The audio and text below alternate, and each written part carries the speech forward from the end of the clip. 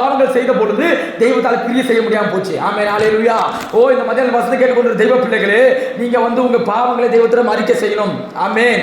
தினமும் அறிக்கை செய்யணும். தினமும் தெய்வத்தோடு சேரணும். தெய்வம் கர்த்தரிடத்தில் நெருங்கணும். ஆமென். தெய்வத்தை நீங்க ஆராதிக்கணும். தெய்வத்தை நீங்க தொழுது கொள்ளணும். அப்படி தொழுது கொள்கிற பொழுது மாத்திரமே தெய்வத்தால் கிரியை செய்ய முடியும். ஆமென், ஹல்லேலூயா. ஆமென். நம்முடைய தெய்வம் கிரியை செய்கிற தெய்வம். எல்லா தவறும் நம்ம செய்து விட்டுட்டு நம்ம கடவுளை சொல்லுவோம், கடவுள் எனக்கு ஒன்றும் செய்யறது இல்லை, கடவுள் எனக்கு தேவை சந்திக்கிறதுல, கடவுள் எனக்கு பிரச்சனையில வச்சிருக்கிறாரு, கடவுள் நான் கும்பிடுறேன் எனக்கு போராட்டமாவே இருக்கு, கடவுளை கும்பிடுற எனக்கு வியாதியாவே இருக்கு, கடவுளை கும்பிடுறேன் எனக்கு வறுமையா இருக்கு அப்படின்னு சொல்லி நம்ம கடவுளை குறை சொல்லிட்டு இருக்கிறோம். அதல்ல இங்க வசனம் சொல்லிக்கிற அவர் கிரியை செய்யக்கூடிய தெய்வம். ஆனா கிரியை செய்ய முடியாம நம்ம இருக்கிற ஒரே ஒரு காரணம் நம்முடைய பாவம் மாத்திரமே. ஆமென், ஹல்லேலூயா. ஆமென். நம்முடைய பாவங்களை மன்னிக்க இயேசு உலகத்தில் வந்தார். ஹல்லேலூயா. அக்கிரமங்கள், நம்முடைய பாவங்கள், அக்கிரமங்கள், மீறுதல்கள் எல்லாவற்றையும் மன்னிக்க இயேசு உலகத்தில் வந்தார். ஹல்லேலூயா. ஆமென். அவர் ரத்தத்துக்கு அந்த வல்லமை இருக்கு. உங்க பாவங்களை நீங்க அறிக்கை செய்து அவருடைய பரிசுத்த ரத்தத்தால் நீங்க கழுவுகிற பொழுது தெய்வம் கட்டாயம் உங்களுக்கு விடுதலை கொடுப்பார். அதை எத்தனை பேர் ஏற்றுக்கொள்கிறீங்க? ஆமென், ஹல்லேலூயா. அவர் நமக்கு விடுதலை கொடுக்கிற தெய்வம். ஆமென், ஹல்லேலூயா.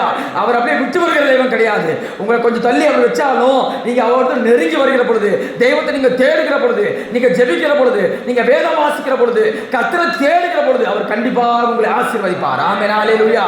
எல்லோரும் கரங்களை தட்டி தெய்வத்தை நாமத்தை மகிமைப்படுத்துவார். ஆமென்.